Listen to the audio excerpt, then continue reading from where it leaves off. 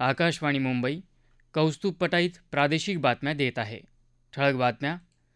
प्रधानमंत्री नरेंद्र मोदी आज फ्रान्सचे अध्यक्ष इमॅन्युअल मॅक्रॉन यांच्यासह कृत्रिम बुद्धिमत्ता कृती शिखर परिषदेचं सहअध्यक्षपद भूषवणार.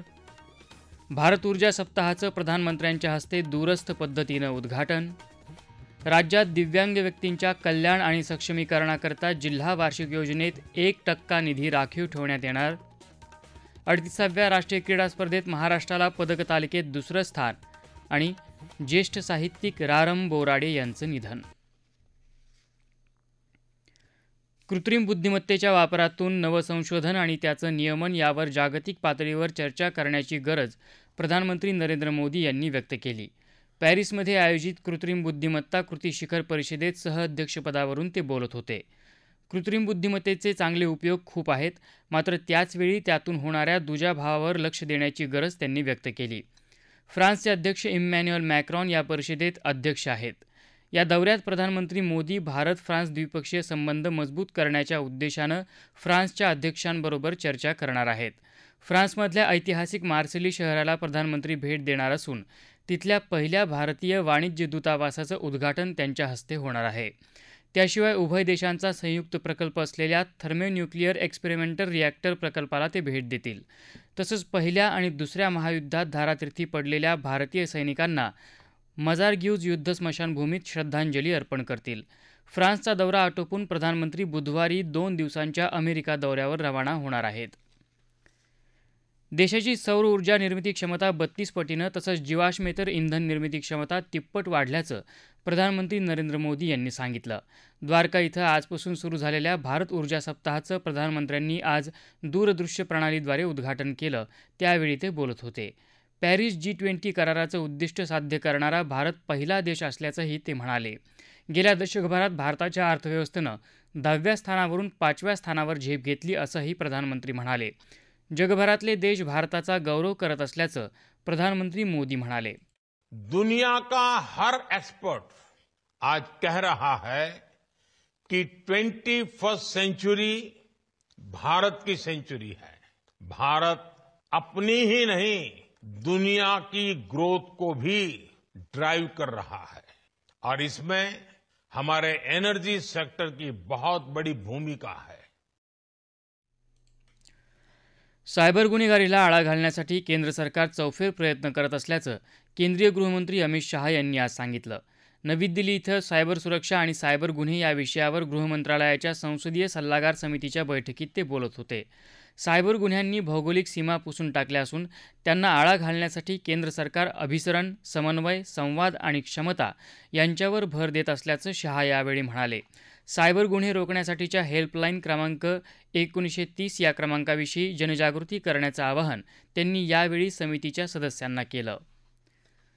पंडित दीनदयाळ उपाध्याय यांच्या पुण्यतिथीनिमित्त आज देशभरातून त्यांना आदरांजली वाहिली जात आहे. गृहमंत्री अमित शहा, भारतीय जनता पक्षाचे राष्ट्रीय अध्यक्ष जगत प्रकाश नड्डा आणि इतर नेत्यांनी आज नवी दिल्लीत पक्ष मुख्यालयात त्यांना श्रद्धांजली वाहिली. मुख्यमंत्री देवेंद्र फडणवीस यांनी पंडित दीनदयाळ उपाध्याय यांना श्रद्धांजली वाहिली आहे. डिजिटायझेशन याचा अर्थ नियंत्रण हटवणं असा घेऊन या 2 संकल्पनांमध्ये गल्लत होत असल्याचं निरीक्षण मुख्य आर्थिक सल्लागार व्ही. अनंत नागेश्वरन यांनी नोंदवलं आहे. IVCA या संस्थेच्या कार्यक्रमात ते आज मुंबईत बोलत होते. ऑनलाईन किंवा ऑफलाईन दोन्ही ठिकाणी अनावश्यक नियमन दूर करण्याची गरज त्यांनी अधोरेखित केली. जागतिक आर्थिक परिस्थितीचा विचार करता महागाई नियंत्रणात ठेवणं जास्त कठीण असेल, मात्र भारतानं जर महागाई दर 3 ते 4% आणला तर रुपयाचं अवमूल्यन थांबवणं शक्य होईल असा विश्वास त्यांनी व्यक्त केला. प्रसार भारतीचे मुख्य कार्यकारी अधिकारी गौरव द्विवेदी यांनी आज मुंबईत दूरदर्शन आणि आकाशवाणीच्या कामकाजाचा आढावा घेतला. यावेळी त्यांनी सर्व विभागांची माहिती जाणून घेतली आणि अधिकाधिक लोकाभिमुख होण्यासाठी विभाग प्रमुखांना सूचना दिल्या. मे महिन्यात 1 ते 4 तारखेदरम्यान होणाऱ्या वेव्ज परिषदेच्या तयारीचाही आढावा त्यांनी यावेळी घेतला. या प्रादेशिक बातम्या आकाशवाणीच्या मुंबई केंद्रावरून देत आहोत. आकाशवाणी मुंबईची सर्व बातमीपत्र www.newsonair.gov.in या आमच्या संकेतस्थळावर ऐकू शकता. प्रादेशिक बातमीपत्रात आपलं पुन्हा एकदा स्वागत. येत्या आर्थिक वर्षापासून दिव्यांग व्यक्तींच्या कल्याण आणि सक्षमीकरणाकरता जिल्हा वार्षिक योजनेतून 1% निधी राखीव ठेवण्याचे आदेश उपमुख्यमंत्री अजित पवार यांनी दिले आहेत. या संदर्भातला शासन आदेश काल जारी झाला. या निधीचा योग्य विनियोग होण्यासाठी सुस्पष्ट आदेश लवकरच नियोजन विभाग, वित्त विभागाच्या मान्यतेनं दिव्यांग कल्याण विभाग निर्गमित करेल, असंही त्यांनी सांगितलं.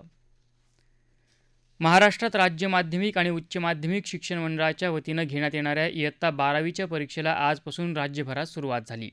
या परीक्षेसाठी 15,05,037 विद्यार्थ्यांनी नोंदणी केली असल्याची माहिती मंडळानं दिली आहे.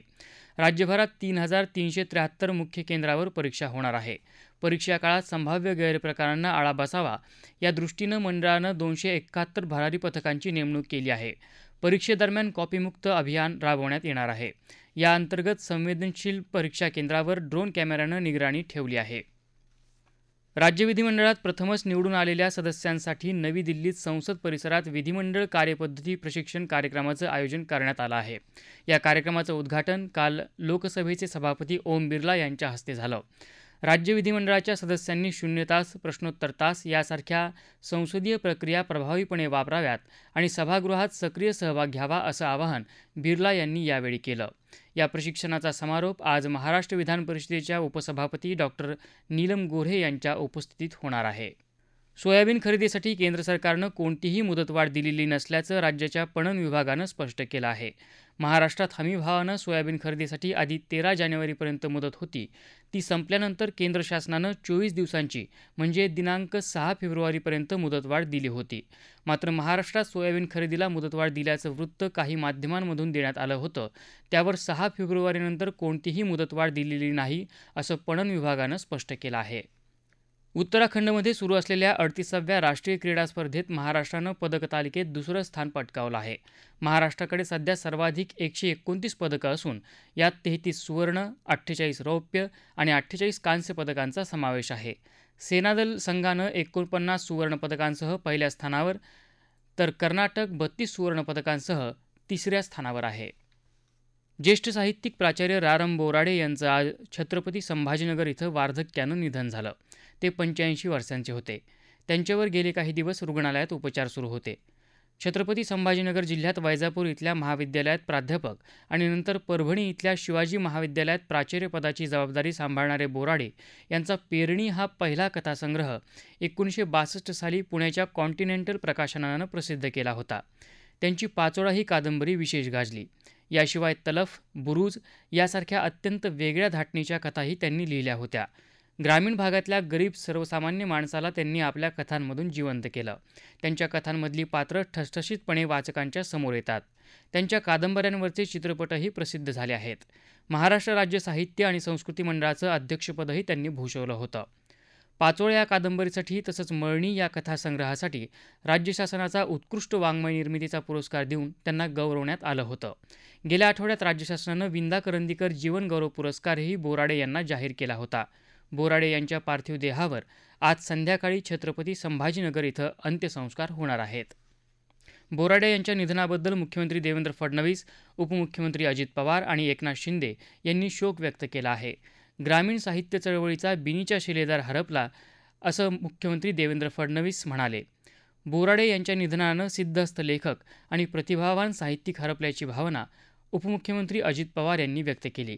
बोराडे यांच्या जाण्यानं साहित्यातली शहरी आणि ग्रामीण भागाची नाळ तुटली असल्याचं उपमुख्यमंत्री एकनाथ शिंदे यांनी म्हटलं आहे.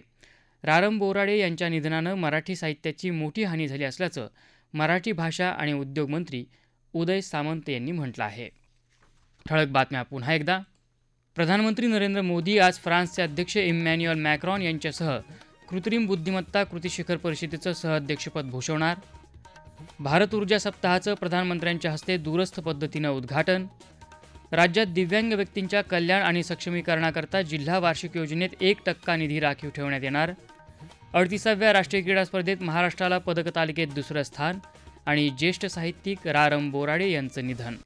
याबरोबरच आकाशवाणी मुंबई केंद्रावरचं हे प्रादेशिक बातमीपत्र संपलं.